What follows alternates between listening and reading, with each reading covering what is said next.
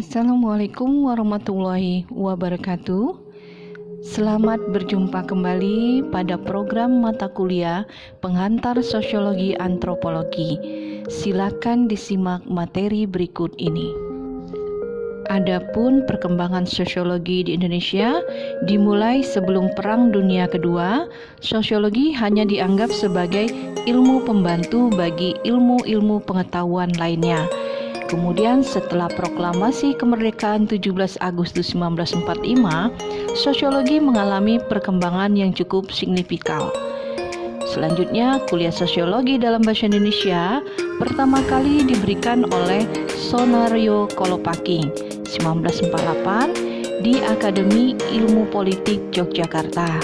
Selanjutnya, bermunculanlah buku-buku sosiologi baik yang ditulis oleh orang Indonesia dan diterjemahkan dari bahasa asing. Objek kajian sosiologi antropologi adalah objek kajiannya adalah masyarakat dengan fokus cara-cara hubungan antar manusia dalam masyarakat dan proses yang ditimbulkan dari hubungan tersebut. Kemudian ruang lingkup sosiologi dan antropologi.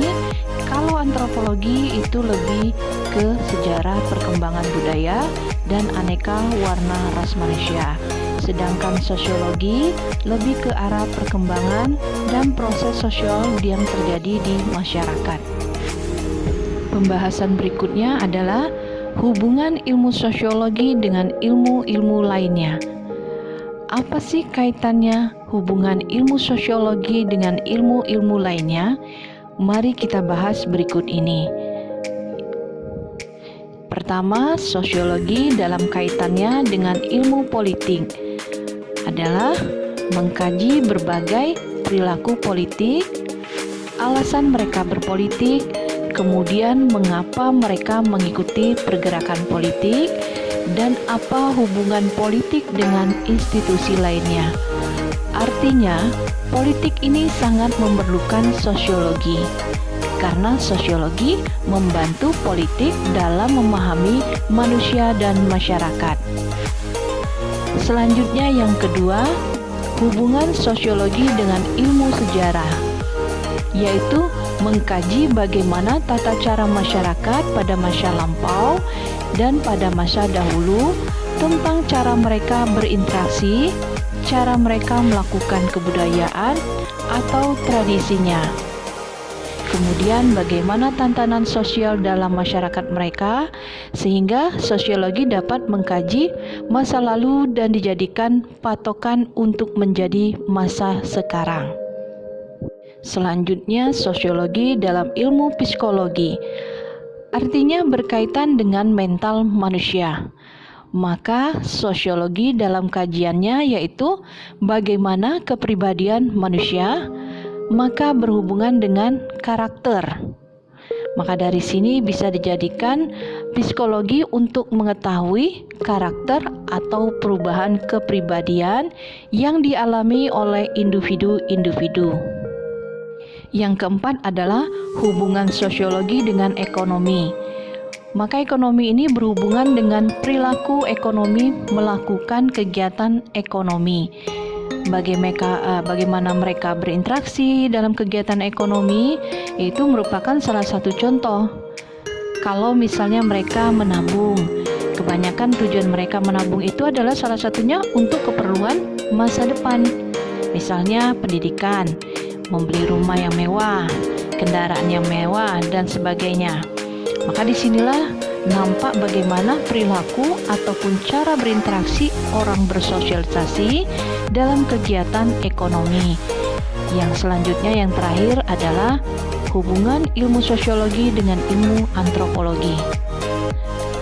Antropologi ini ada dua, yaitu pertama mengkaji tentang fisik atau biologi, artinya mengkaji evolusi manusia atau perubahan fisik manusianya. Yang kedua, mengkaji tentang proses perkembangan kebudayaannya. Bagaimana perkembangan kebudayaannya itu dari masyarakat tradisional menjadi masyarakat modern. Maka dari itu, sosiologi ternyata menjadi dasar oleh ilmu antropologi. Lalu materi selanjutnya adalah bagaimana penerapan sosiologi dalam kehidupan sehari-hari.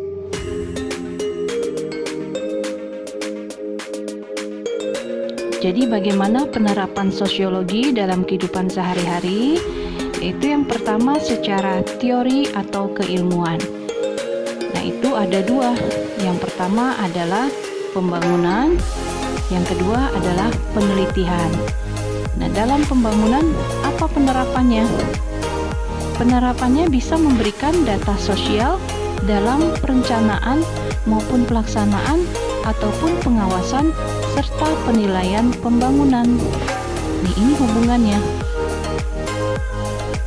Selanjutnya adalah penerapan sosiologi dalam kehidupan sehari-hari. Yang kedua adalah praktisi atau umum.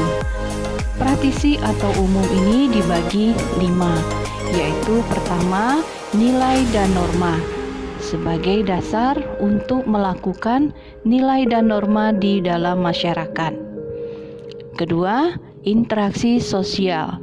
Bagaimana menerapkan interaksi sosial di dalam masyarakat. 3, sosialisasi dalam pembentukan kepribadian. Artinya, bagaimana sosialisasi terjadi dalam pembentukan kepribadian.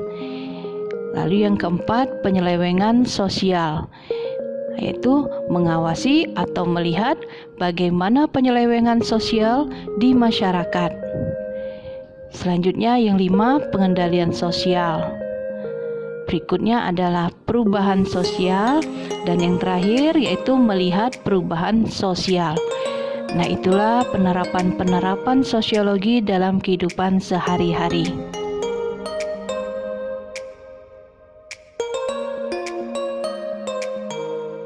Sekian dari penjelasan Ibu. Semoga kalian bisa memahaminya dan juga Allah Subhanahu wa taala memampukan untuk mengamalkan. Mohon maaf jika ada kata yang salah. Tetap semangat dalam beraktivitas dan jaga selalu kesehatan kalian. Jika ada yang ditanyakan, silakan chat di WA Ibu. Akhir kata, alhamdulillahirobbilalamin. Assalamualaikum warahmatullahi wabarakatuh.